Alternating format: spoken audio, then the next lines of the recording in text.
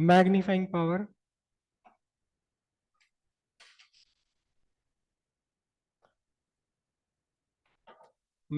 Power of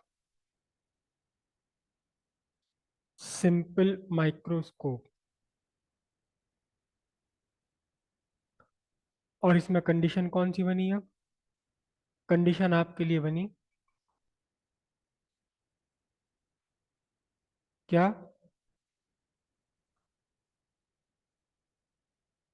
final image at infinity और far point adjustment और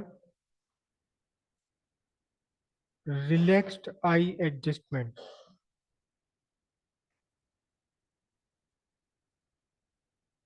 relaxed आई adjustment, इनमें से कोई भी वर्ड यूज हो सकता है। और ये फार पॉइंट वाली डेरिवेशंस हमेशा नियर पॉइंट वाली डेरिवेशन से आसान होती हैं। डायग्राम इसमें छोटा बनता है। ये आपका कॉन्वेक्स लेंस,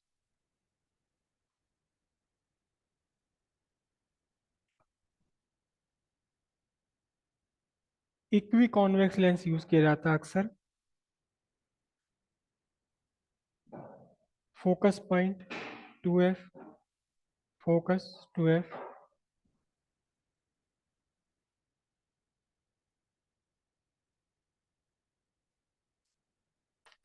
इन्फिनिटी पर इमेज बनाने के लिए आपको रखना ऑब्जेक्ट कहाँ?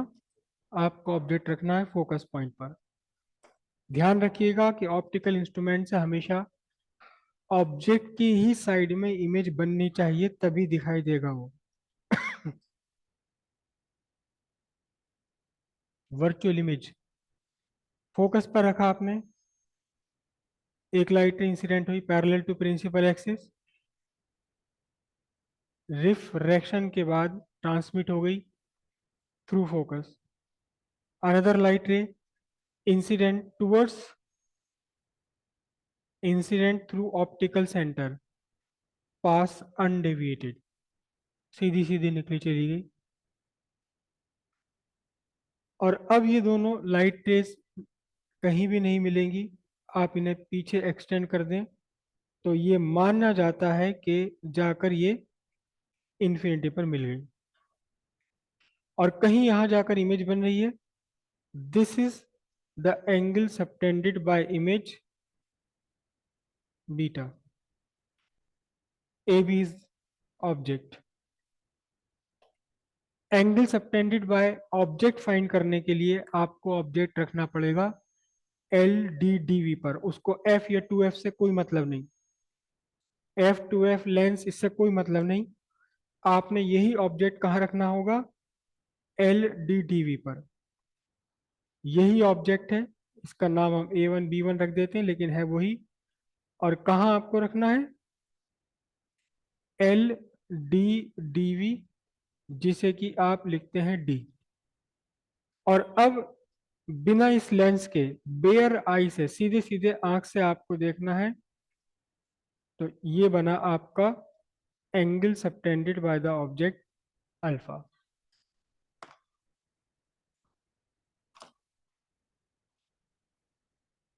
मैग्निफिकेशन की डेफिनेशन क्या है?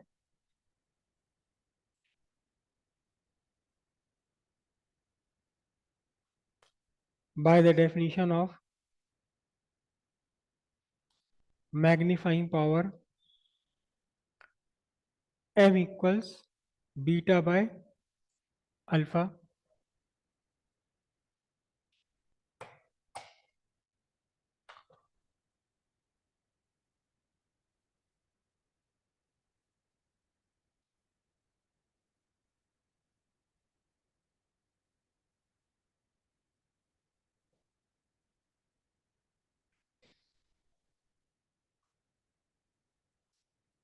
Beta by alpha.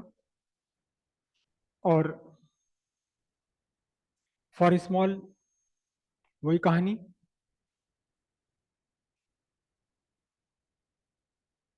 For small aperture of lens, small aperture of lens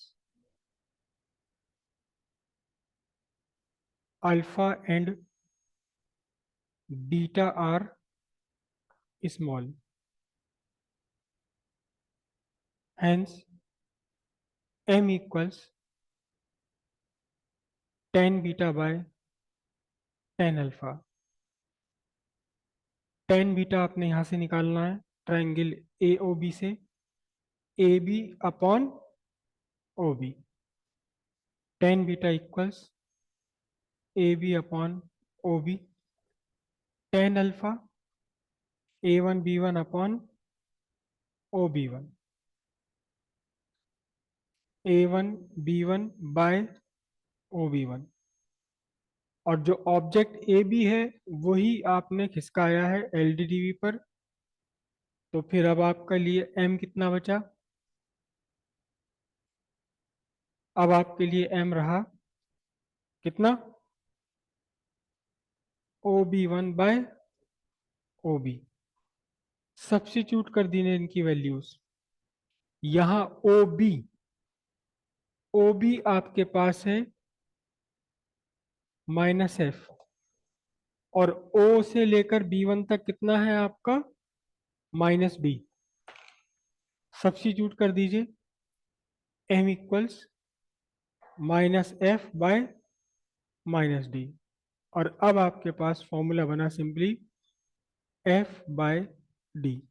यहाँ कुछ करने की जरूरत ही नहीं पड़ी, मैग्नीफाइंग पावर का फॉर्मूला सीधे सीधे फोकल लेंथ में निकल कर आ जाता है। सिर्फ एक डिफरेंस है कि जब एल पर बन रहा है तो यहाँ 1 + f/d आएगी, और जब इन्फाइनाइट पर है तो f/d आएगा। ठीक है, इसका मतलब जब एल पर बनता है तब थोड़ी मैग्नीफाइंग पावर थोड़ी सी ज़्यादा मिलती है, जो भी होगा। यहाँ से एक बात उल्टा कर दिया मैंने, d/f